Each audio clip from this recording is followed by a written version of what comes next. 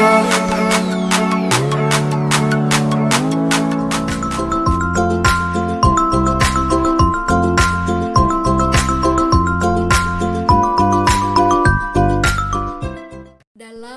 pengantar ini, saya mengambil garis besar tentang perkembangan teknologi informasi yang sangat cepat dan menyentuh dalam hidup dan penghidupan manusia. Contohnya seperti kepemilikan gadget, komputer tablet, dan sejenisnya yang sudah sangat mudah dijumpai di pelosok negeri ini. Teknologi informasi. Ada beberapa gereja yang sementara diperhadapkan pada tantangan-tantangan tersebut. Tentu gereja membutuhkan sarana untuk menjadi solusi dan jawabannya. Salah satu sarana yang dapat dilirik untuk menjadi solusi adalah pemanfaatan perangkat teknologi informasi. Tidak sedikit umat yang telah memiliki dan familiar dengan teknologi. Bahkan mereka telah menggunakannya di sekolah, di kantor, dan di rumah. Meskipun pemilikan perangkat teknologi informasi belum merata di kalangan para umat. Namun perangkat teknologi informasi semakin mudah untuk dioperasikan dan harganya semakin terjangkau. Oleh karena itu, tidak ada salahnya bila para rohaniwan mendekatkan diri dengan perangkat tersebut agar dapat mengenal, menyapa, dan melayani umatnya.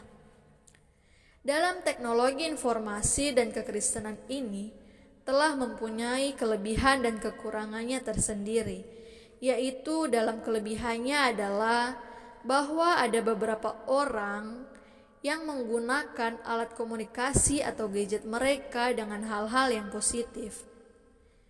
Sedangkan kekurangannya adalah bahwa banyak sekali orang yang berlomba-lomba membeli alat komunikasi atau gadget mereka lebih dari satu untuk kepentingan atau kesombongan mereka sendiri.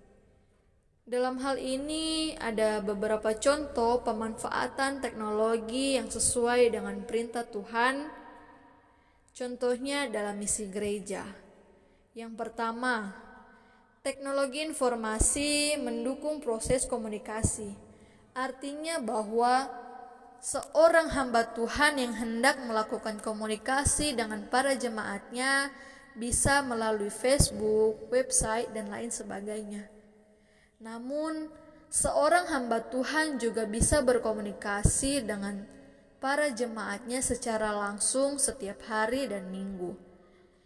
Teknologi memungkinkan jemaat dengan mudah memiliki komunikasi langsung dengan hamba Tuhan, dan para hamba Tuhan dapat berkomunikasi dengan mereka dalam skala yang lebih luas dan lebih jelas. Komunikasi yang berlangsung melalui teknologi membantu pencapaian misi gereja. Yang kedua, teknologi informasi memungkinkan terbentuknya suatu komunikasi. Artinya bahwa dalam kehidupan zaman sekarang yang sudah memasuki kehidupan yang serba modern ini telah mempengaruhi kita dari berbagai kalangan. Salah satunya kalangan para generasi muda, yang dimana mereka telah menjadikan media sosial sebagai wadah yang baru dalam kehidupan mereka untuk berkomunikasi atau berinteraksi. Mungkin hal ini tidak wajar untuk generasi sebelumnya, akan tetapi komunitas orang muda sekarang sudah mulai berkembang dengan pesat. Melalui media sosial, jemaat baru dapat terhubung dengan anggota jemaat lainnya sebelum mereka akan saling bertemu dalam pertemuan di gereja. Yang ketiga, teknologi informasi memungkinkan kegiatan pemuritan. Artinya, bahwa di dalam lingkungan gereja sudah bisa melakukan atau memiliki aplikasi di mana orang-orang dapat mengakses garis-garis besar khotbah sehingga para jemaat bisa menggunakan gadget mereka untuk mengikuti dan membuat catatan tersendiri. Contohnya, kalau kita lihat bahwa sekarang ini di mana di seluruh dunia telah terdampak bencana COVID-19 ini, yang dimana semua manusia tidak bisa melakukan kegiatan mereka di luar sana. Karena melihat COVID-19 ini sangat berbahaya sekali bagi kehidupan kita.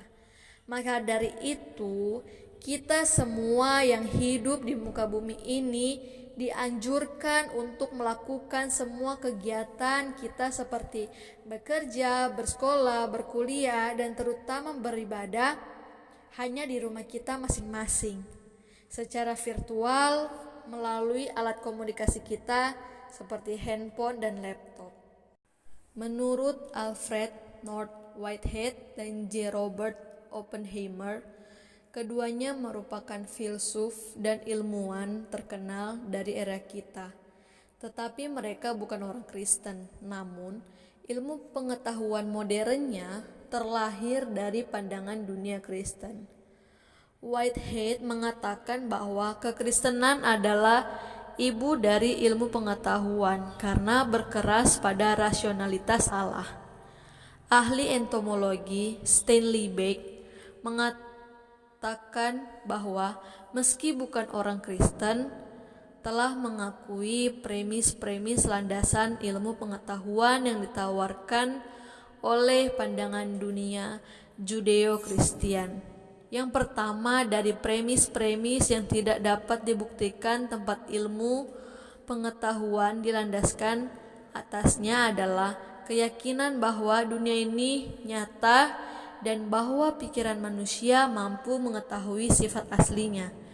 Dalil yang kedua sekaligus yang paling terkenal yang mendasari struktur pengetahuan ilmu adalah dalil sebab akibat.